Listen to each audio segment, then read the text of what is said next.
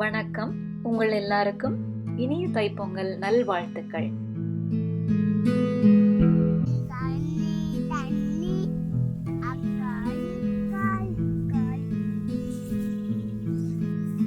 காது காது காது அச்சா அச்சா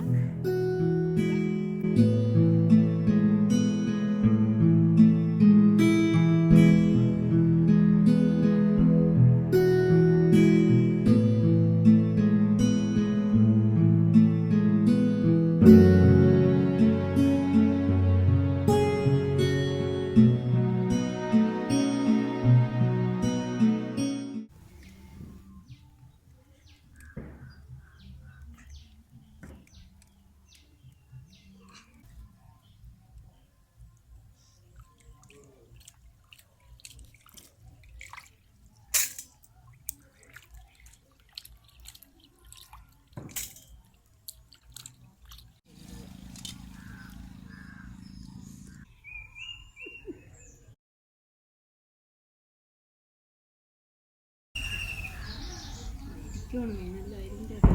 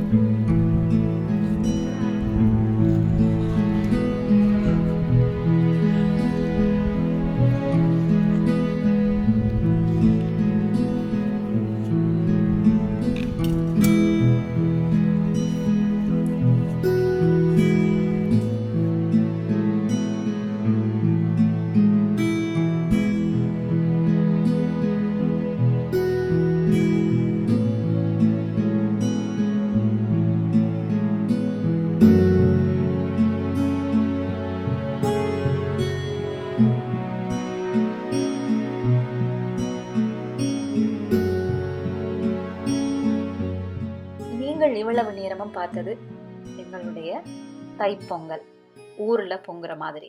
இப்ப பார்க்க போறது டுபாக்கூர் பொங்கல். சும்மா சொன்ன நான் நல்ல பொங்கல் தான். வெளியில பொங்க வேண்டிய பொங்கலை வீட்டுக்குள்ள பொங்க போறோம், அவ்வளவுதான். இருந்தாலும் முத்தத்துல வடிவா மெழுகி கோலம் போட்டு கல்லு வச்சு நல்லா அடுப்பெரிச்சு பொங்குற மாதிரி வராது இந்த பொங்கல். இங்க நான் கடலையையும் உடைச்ச பயரையும் நல்லா வறுத்து வச்சுக்கிறேன். இப்போ ஒரு பானையில பாலை ஊற்றி அதை நல்லா கொதிக்க விடுறேன். இந்த பசுப்பால் பொங்கினதுக்கு பிறகு இதில் பச்சை அரிசியை சேர்த்துக்கொள்ளுவோம். 1 கப் பச்சை அரிசி இதோட நான் சேர்த்துக்கொள்ள போகிறேன். இதோட வறுத்து வச்சுருக்கிற அந்த பயரையும் இதோட சேர்த்து ஒரு 20-25 நிமிஷம் நல்லா அவிய விட போகிறேன். தேவையான அளவு தண்ணி சேர்த்துக்கொள்ளுவோம். அதோட எடுத்து வச்சுக்கிற 1 கப் சர்க்கரையையும் இதோட சேர்த்துக்கொள்ளுவோம். 1 கப் அரிசிக்கு நான் இங்கே 1 கப் சர்க்கரை போட்டுக்கொள்கிறேன்.